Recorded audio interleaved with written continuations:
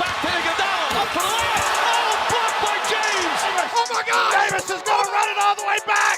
Auburn's going to win the football game. Tatum drives down and throws it down. Wow.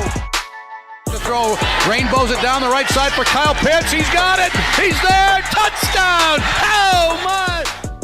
All right, welcome back, everybody, to the Sports Bits podcast with Moko, here to talk about all things Florida Gators football and Boston Celtics. Follow me on Twitter at the Sports Bits Pod to get updates on when I upload. I will also be tweeting out live takes and reactions of the games being played that day. If you're on Apple Music or Apple Podcast, please leave a 5-star review and subscribe to the podcast. If you're on Spotify, just subscribe and listen to the podcast. If you're on YouTube, like, share, and subscribe. That'd be much appreciated. And for this week, I'm actually switching it up a little bit. We're going to go Celtics first and then Florida Gators after that. So I brought my two guys back. James and Reed is back on the podcast. Yes, sir. Thanks for having us again. Oh, yeah. I'm always glad you guys are here. It's great to have you guys on to talk about all the stuff Boston Celtics. So we're going to jump straight into it because this game has been the biggest game, I think, of the whole year. The Jazz versus Celtics, debatable, biggest next to the Sixers game. But, I want to just get your first reactions and takes on the game. James, I would like to get your reaction on the game. I thought it was atrocious. I'm not going to lie. Celtics played very poor defense, in my opinion, and were lackluster with good ball movement. The Jazz were able to facilitate a lot for themselves and get open shots for their teammates. But, I just didn't see that side on the Celtics, and I was quite disappointed with their play. Yeah, I mean, me and James, we watched the highlights together, so we pretty much, he said exactly what I was thinking as well. But, look, like watching the Jazz play, only Donovan Mitchell was taking, any wild shots, and he didn't even take that many, like everyone was open. They were taking solid, like good shots. I mean, Joe Ingles, 5 for 11 Jingles, from baby. 3. Exactly. I mean, dude, Jingles is going off. Bogey, he went 2 for 7 from 3, not super great, but I mean, he's still putting up numbers, and they're just getting open. Their ball movement is impeccable. All right, yeah. I was actually, funny enough, I was going to bring up the shooting because I want to read these stats out to you guys that I found really interesting. So the true shoot, I'm actually going to bring up the three-point percentage first. Funny enough, the Celtics had a higher three-point percentage that whole game at 44% compared to the Jazz 37%. But on the contrary, if you look at true shooting, which accounts for all the shooting that happens in the game, the Jazz were up 63% over the Celtics 56%. And that reflects on what Reed was saying about, Donovan Mitchell's the only one taking crazy shots, but most of the shots, Bogey, Jingles, Clarkson were taking were all smart picked like threes. They weren't like just throw it up there and hope for the best. They were all smart, good, created from ball movement. Whatever happened was all smart shots. I mean, that was just crazy to see that the Celtics had a high, usually, with the higher 3-point percentage on every game the Celtics play usually means we win, but we just got absolutely clapped by the Jazz. And we were talking a little earlier about Rudy Gobert. James, can you reiterate what you're talking about Rudy Gobert earlier? I mean, Rudy Gobert, he's a hard force to stop in the paint, which I was also when we talked about this last time, that I think that it really needs to be able to be boxed out and keep away from right under the basket, because that's where he's going to get all the offensive boards. The Celtics don't have that tall of a team to be able to stop a guy like Rudy Gobert, who's so efficient in the paint, which is where I come in and always say that, Robert Williams would be a really good fit to try and box him out. But even that game, he struggled. So I think that it's apparent that, everybody needs to be able to shift on defense to be able to help out with those guys down low, along with the guys that are staying well on the perimeter and can shoot really efficiently. I mean, we mentioned last time that the Jazz are shooting, or their entire starting lineup are shooting basically 40% from the field. So, with that being said, everybody's got to be able to do their part, and there can't be any holes in the Celtics defense to be able to allow those kind of easy points to happen. Yeah, I mean, to me, just watching the highlights from the game, it seemed like it was an effort thing, honestly. I mean, Rudy Gobert was just pushing harder in the paint. I mean, no one was boxing him out, just like James said. Definitely the paint was a problem, but I mean, despite the Celtics having a higher 3-point percentage, I think that the perimeter shooting was like the serious problem. Yeah, I mean, Rudy Gobert is a big guy, and he's pretty hard to defend and all that. Just because he is debatably the best defensive center, and probably he's probably a really good rebounder too. So that really makes him a force in the inside. And for a team like the Celtics who doesn't have that big rebounding defensive center like an Andre Drummond or a Joel Embiid, it's really hard for us to fight in the paint. And we've always been preaching this, fighting for we don't have as many rebounds as the other team. Or our just overall in perimeter, I guess our overall defense, you could even say, is not that great. It was the overall defense. It was in this game in particular. I would say that it was the overall defense. But to your point, I think that normally the biggest type of hole in the defense is down low, because you guys don't have that great of centers or power forwards to be able to hold down as strong centers as Rudy Gobert. Yeah, and I was going to say quickly about I think the perimeter defense will get figured out once Marcus Smart gets back and starts pushing those guys like a Michael Jordan, getting that mentality back with the perimeter guys. But I think the interior definitely needs to get fixed. I know Tristan Thompson is a good veteran, leadership in that, in the big man room, but he was getting bumped around. He was getting bumped around. He's 6'8" compared to Rudy Gobert is like 7 foot something.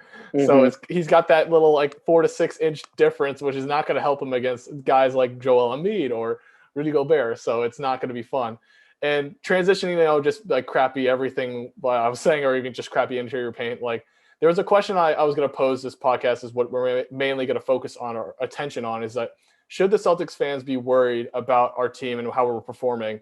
Because last time I checked, we haven't gone on a long win streak since January, early January. So first, second week. And ever since then, we've been either win, lose, or win, lose. We've never had a good winning streak. We never got the rhythm going.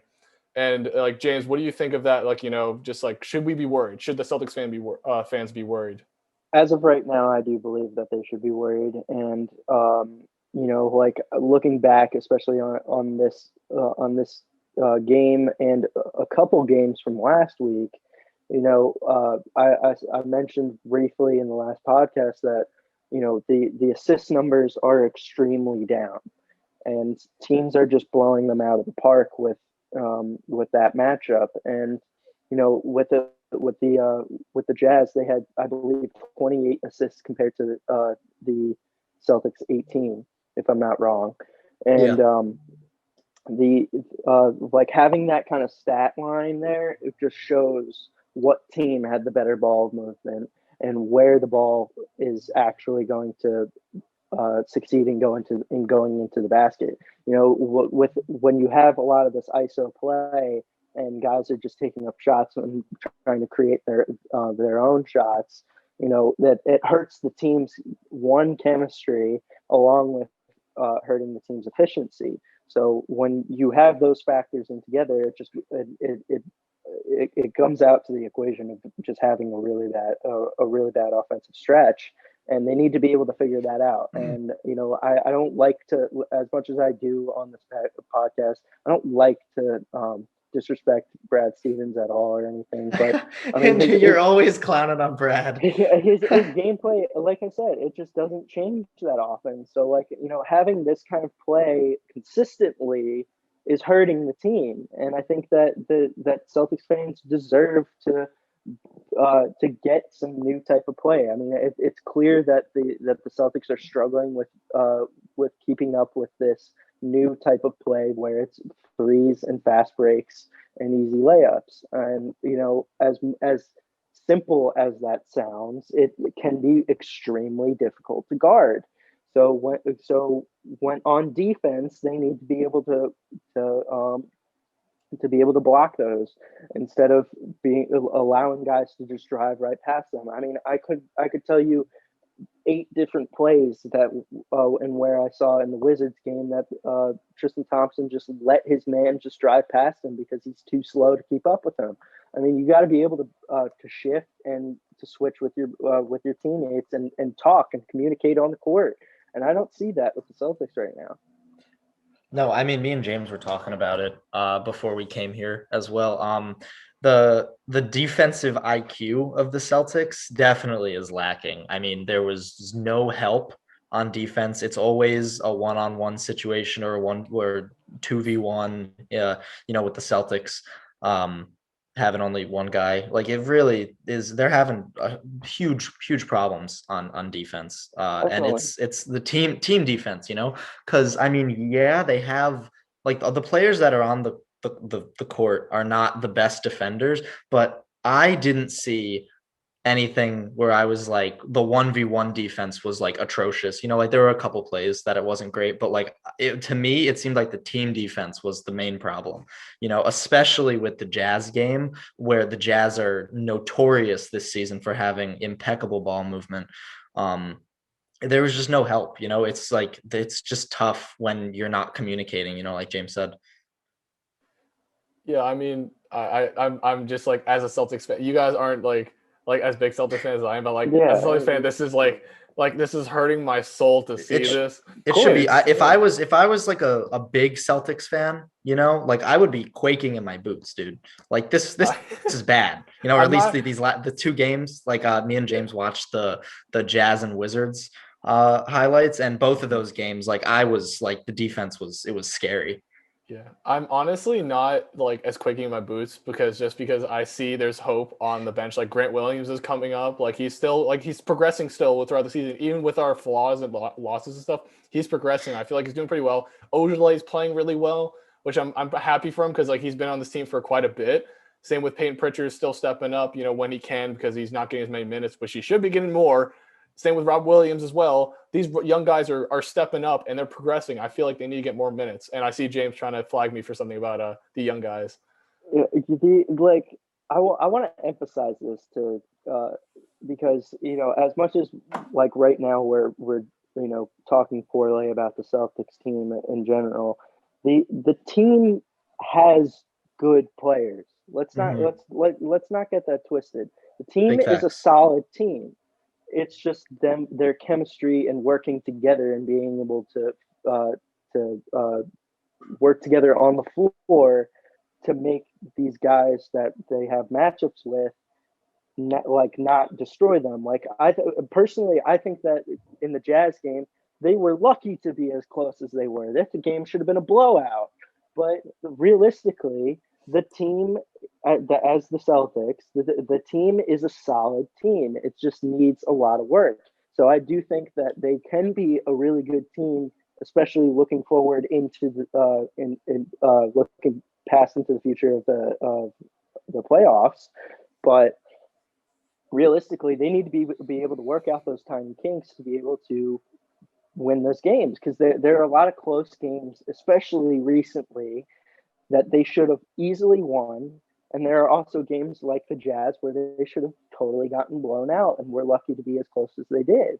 So I think with those factors into it, with those factors that are added onto it, they just need to be able to work together and be able to come together as a team and know that they have to be able to rely on each other.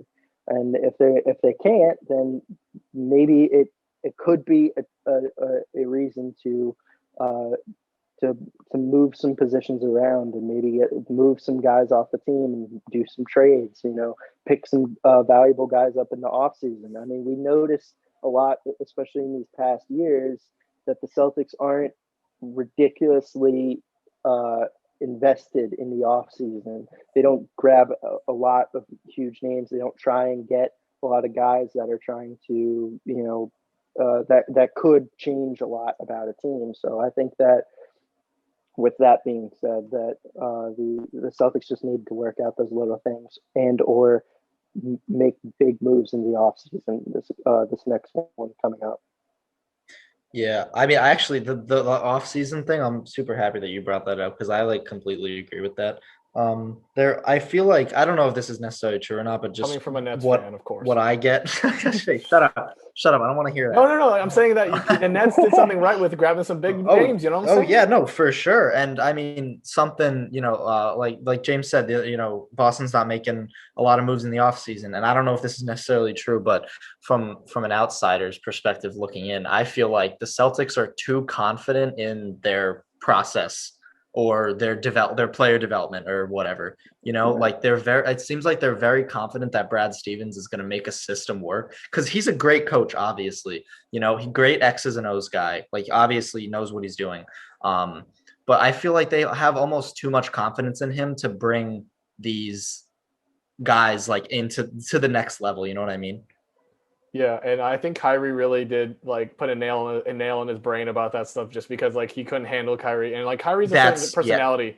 Yeah. Even as a Nets fan, I do not like Kyrie. Yeah, as a personality, he's really bad. Like I can agree. Yeah. Oh yeah, and he's toxic. He's definitely no. He's not a good locker room guy at all. But yeah, I mean, what were you saying, Moko? I was gonna say like just continue on with that. It's just funny that's why we thought Kemba was gonna be a good option, just because he's a good locker room guy. He played really well the first couple like year or two. I don't exactly remember how many years he's in his contract now, but I remember his first year. He was really good for the Celtics. Now I don't know what's going on. Like he's not this Kemba of old, so it's kind of tough to see what's happened to him. Like why? Maybe the injury. I don't know. I mean, I think also like a big problem that the Celtics are facing right now is consistency with the players. Like Jason Tatum is not playing consistently at all. I think in the Wizards game he had 6 points. Like I mean that's terrible. There should be no reason for Jason Tatum to not get double-digit points every night. I mean he played 23 minutes, which is not an insane amount compared. I think he played 38 at the Jazz game. So yeah, he played a lot less minutes, but still, I mean, he went 3 for 14. Like that's bad. Like that's bad. James, did you have something to say about Tatum? Yeah, I mean, like I agree with everything that Reed is saying. But I mean, like it's just frustrating when you see a lot of especially your star players that can't perform at the level that you're used to seeing, and especially during this season, which is a hard season. Don't get me wrong, especially with all the things that are going along with COVID and games being postponed left and right. Injuries are still a factor in the league. It's a lot of that you do have to take into account, and like we mentioned a couple episodes ago that Kemba's injury could totally be what's bothering him with his shooting or just his game in general. But with Jason Tatum, I think that he really needs to be able to, especially in the year that he's in, which I can't remember exactly what year he or how many years he's been in the NBA for, but at this point he should be able to be stepping up to a full leader position and making sure that he gets the amount of shots that he's comfortable with, getting the amount of points that he's comfortable with, and being able to do the part for his team and be able to lead them to the victory. And there are times, especially like in the Wizards game, where I just don't see that at all, and it must be very frustrating as a Celtics fan to be able to watch that. Yeah, and I can totally agree. And we're starting to run out of time a little bit, so I'm going to do this as part of our 1 minute hot takes because I'm going to do 2. So first thing, if you were the GM of the Celtics right now and you had executive power to do one thing to fix this team, what would it be, James? Real quick, 1 minute, or even less than 1 minute. Let's do 30 seons. That's a good question. Say like your one sentence. What would you do? I think that I would. I think that I would probably get a new coaching staff. Not necessarily get rid of Brad Stevens, but I think that I would get a new assistant coaching staff so that it would help out and relieve the weight of Brad Stevens a little bit. Reed, what's your 1 second fix for? I might be too quick on the trigger here, but I would trade Kemba. I'm being dead serious too. No, I agree, and I think we could potentially get if we're not either one thing is to either trade Kemba or go really hard or actually that's really a future thing, but like I think for this season trade Kemba or I think that's the only thing I could really see is that trade Kemba because I think our young guys are progressing well enough. And I think it'll be fine. Like as long as we need another like big like name big guy like that can help us out. Like get some pressure off Tatum and Brown, and also like maybe help mentor and develop these young guys. Yeah. So I think that's how I see it. So I don't think trading for picks is like a good idea for the Celtics right now. You got to capitalize on Tatum and Brown's. Definitely. They're getting into their primes now.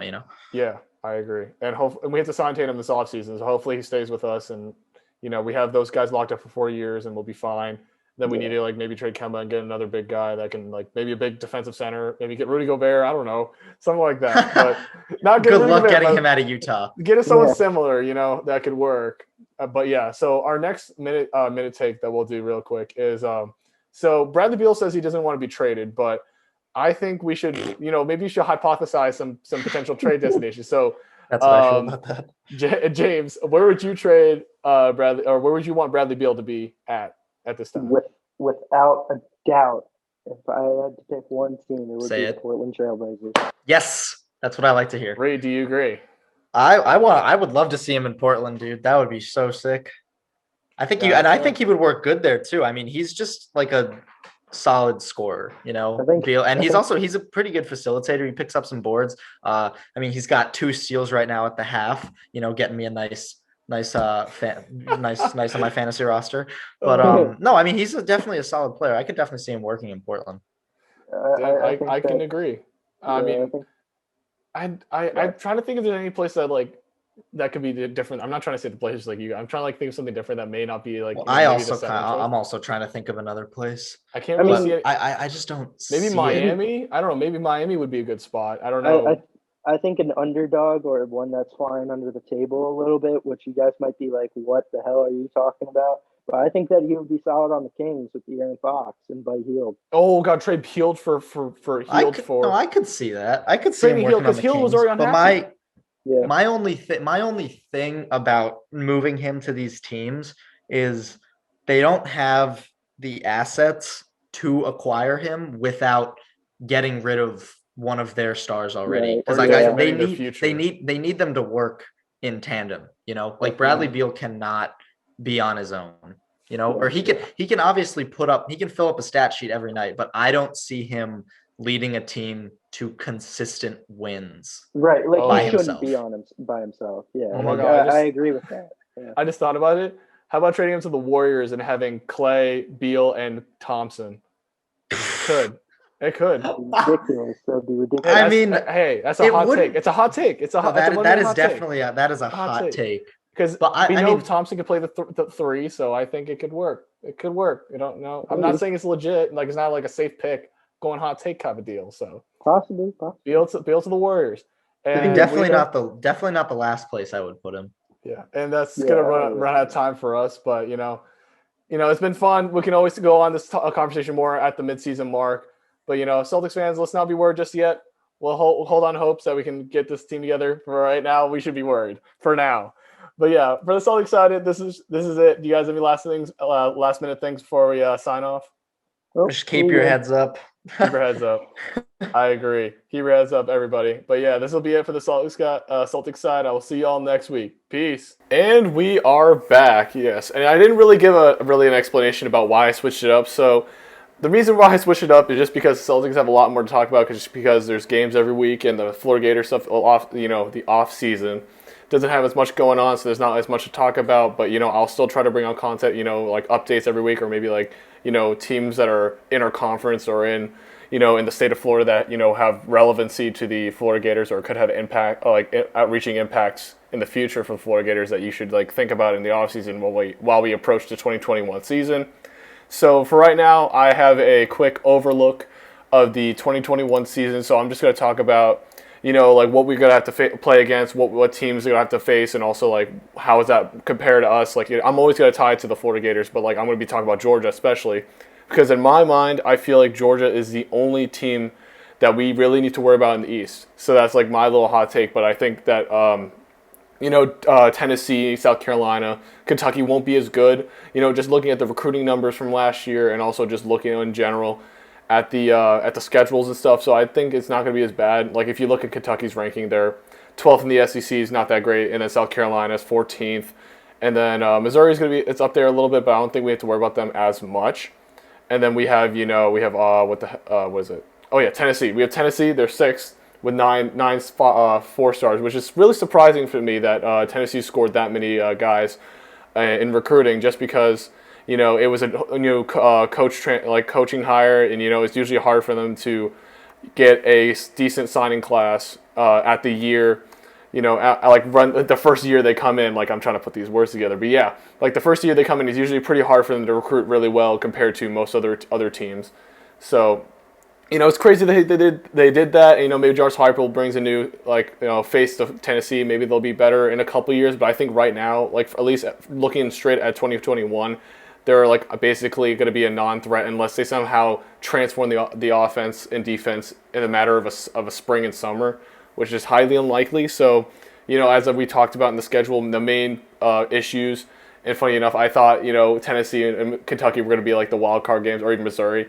Like, they're going to be like tough, like hiccup games if we don't take them seriously. But after looking at it more in depth, I think the only real threat is Missouri, just because how they're consistent they've been. Like, there's no new like crazy coaching hires with them, so they should be the only real threat outside of LSU and Georgia, which is the big team we have to worry about. Because South Carolina's got Shane Beamer, so another coaching rotation out, and plus we're playing them right after Georgia, which is actually the only problem, but they're also the worst recruiting class in the SEC, so I don't think we need to worry about them too much. So yeah, I mean, honestly, I'm mainly going to talk about how Georgia's schedule impacts us, because we both teams have a bye right before the Florida-Georgia game. So I think that's gonna eliminate anything like games before the week that is going to tire us out or anything like that. So we'll both be fresh. We'll both have an extra week to prepare for each other. So I think it'll be a well-fought game, regardless of how much talent we lost and how much Georgia has lost a decent amount of talent too on the defensive side, and I think that's going to really impact their defense next year. I mean, Kirby Smart always is the best, one of the greatest game planners on defense, always having the number one defense in many years. So I'm not going to be too worried about it. But yeah, I mean Georgia. If we're looking at the SEC East, I think the two teams we really need to be concerned about is Georgia and Florida for who's going to make it to the SEC East. Who's going to represent the SEC East in the SEC championship game. And looking at Georgia's schedule, that's like the big thing that's going to decide like how many wins or losses they're going to have. They have first automatically start with Clemson, and I think that'll dictate how the rest of the season is going to go for them. Like if they play really well against Clemson, Clemson and them are both fresh coming into 2021. I think JT Daniels being considered relatively new compared to that, and also they're probably gonna have Uiagalelei. Clemson is Uiagalelei, who's I can't say his name. My bad, but yeah, I can't say his name, but he's actually had some experience last season when they played against Notre Dame and a couple other games. So he's not going to be like a fresh off the depth chart quarterback. So I think they both have a decent amount of experience. So whoever wins or loses is going to show how well they're going to play for the rest of the season. So I'm going to go off that Georgia's going to lose just because I feel like Clemson is able to rebound better with their recruiting and stuff. I think they're just a niche above, like a little step above Georgia when it comes to recruiting. So I'm going to say that's a loss. I'm going to assume that's a loss. I'll go with the other scenario if they win. But if they lose, that's going to set a bad tone for Georgia. And that gives us, Florida fans hope, that, Georgia starting off with a bad foot. Maybe we start off good with our two Florida wins against the Florida teams, Florida Atlantic and USF. So that could be a really good thing. We start morality at a different morality with a different outlook on the season off those first wins. But the big thing about Georgia before we have to play them, they have to play Arkansas and then Auburn right after each other. I think what Sam Pittman is doing in Arkansas is really good. I feel like he can upset any big team in any game. We saw that with Florida, how many points he put up. His defense has to improve if he wants to upset. But I feel like his offense could, if he keeps going, keeps making the steps up the ladder, he can easily upset any big team if he keeps this momentum going. Auburn, we'll see what's his name? Their coach, Brian Harsin. Let's see what Brian Harsin could do at Auburn. But I feel like they're playing also at Auburn, so that gives them the advantage playing in Auburn over playing at Georgia. So that's going to be a good sign that it could be another hiccup game if Georgia isn't on their toes for that game.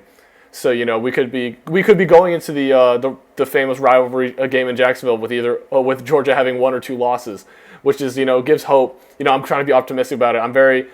I'm usually pretty pessimistic because I don't want to put my hopes up too high. I want to see the evidence before I get hyped up. Like last year, I thought there was enough evidence saying we could win the SEC East, we could go to the playoffs, but that really just tumbled down after the end of the Alabama game. So I'm gonna put a little bit of hope on the Florida fans that Georgia could be coming in with two losses. That second loss, I'm not guaranteeing it, but I'm saying I can guarantee that Clemson might get a win over Georgia. So I could say that could potentially be a 60-40, win over Clemson, win over Georgia. Yes. And Auburn, I think it's 70-30.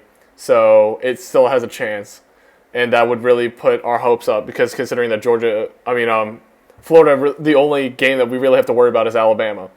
Alabama is the only loss that we'll really have, and that's going to be a respectable loss, playing against Nick Saban and his retooled team because he's still going to bring in his 7 5-stars from the last 2021 recruiting class. So he's going to still be, at his still rolling down the hill. Nothing's stopping him because he's able to recruit at a high level and bring these guys in that he needs to make his team good every year. So I feel like if we play Alabama well and if Georgia gets 1 or 2 losses on their schedule, I think that's going to make it pretty even. I'm going to talk about in future weeks, which I'll bring up later in the show about the offense and defense. But for right now, just based off just schedules and how we understand, how our teams are usually expected to play, it's going to be a fun matchup. Again, it's not going to be a blowout, hopefully.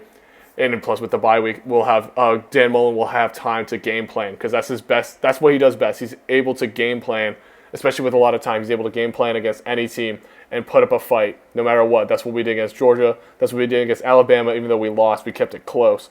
It shows that Dan Mullen has the ability to be the X's and O's head coach that we need to out coach other coaches on game day, which is great. But the recruiting, as I've mentioned before, is not as great. But as I said, X's and O's, he's great. So I'm looking at it just on game day stuff.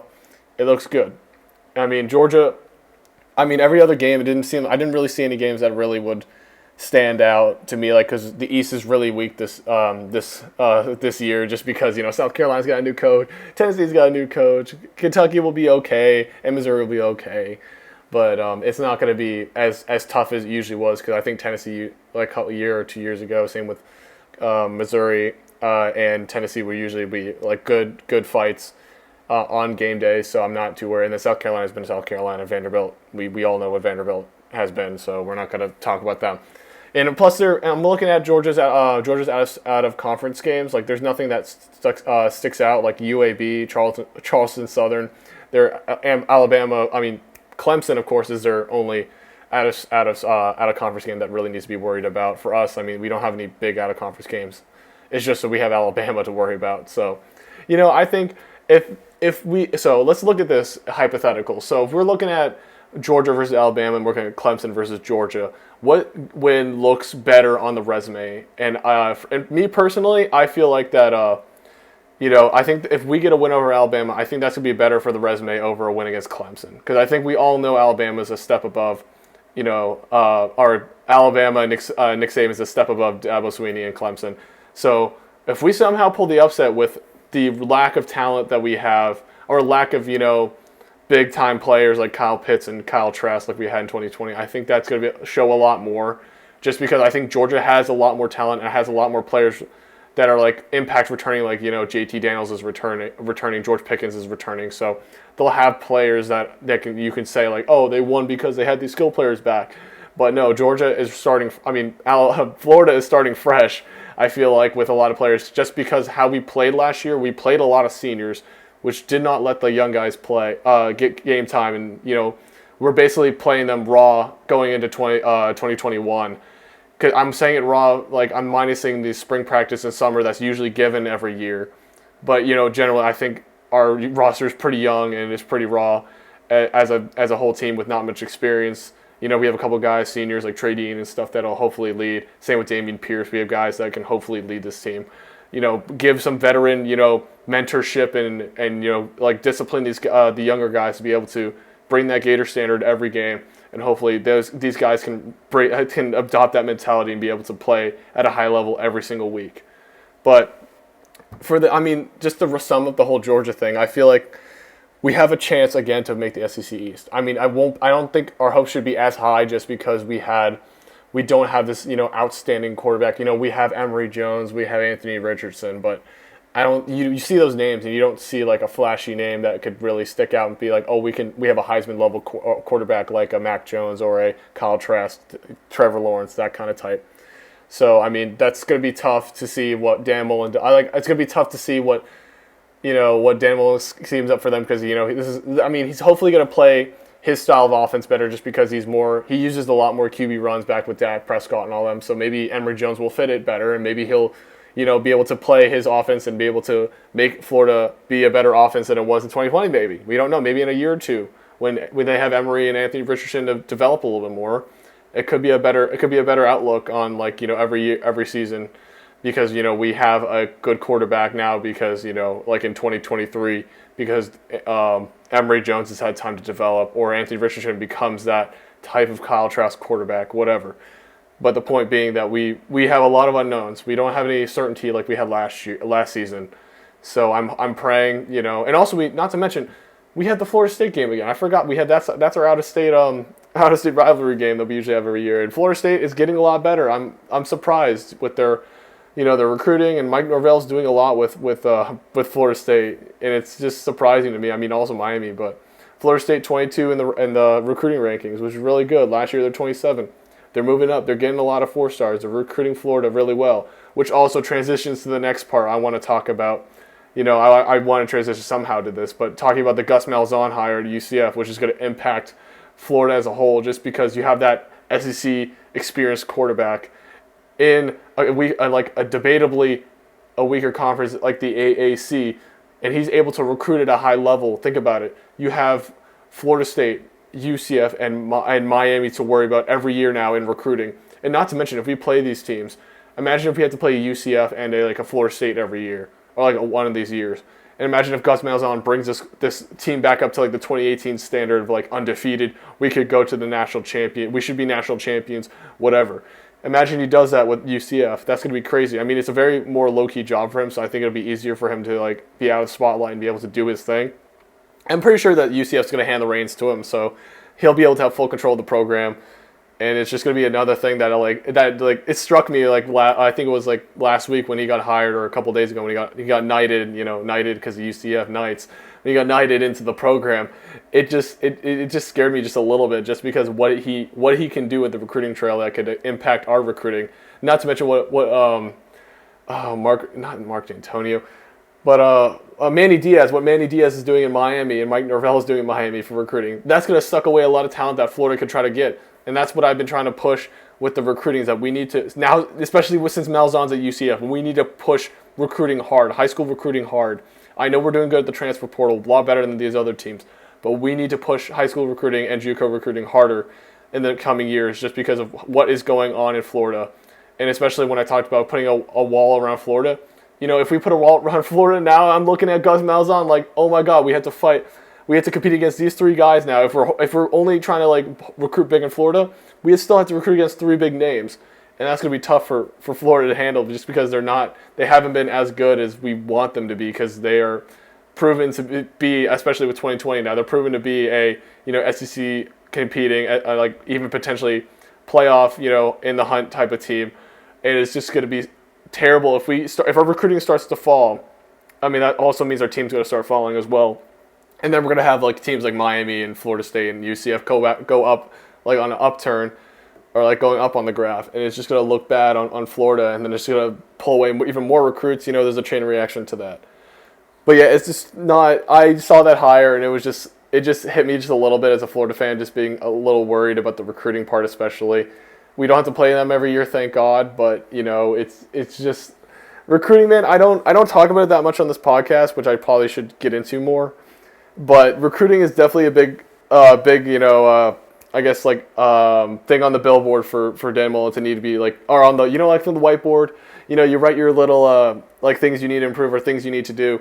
I think the number one thing on that whiteboard should be, get better at recruiting, hire better assistants, or maybe something, I don't know what else they need to do, hire more staff, or put more money into, getting these recruits out, not putting more money in there. We're not Tennessee giving out money in McDonald's bags, but invest more money and time into the assistants who need that that financial help with recruiting. Maybe we're not going to give kids money. That's stupid. We're not going to be dumb at recruiting like some of these schools that get caught. We're going to be smart, and we're going to play well. We have that Florida name brand that can easily pull any kid if we recruit them right.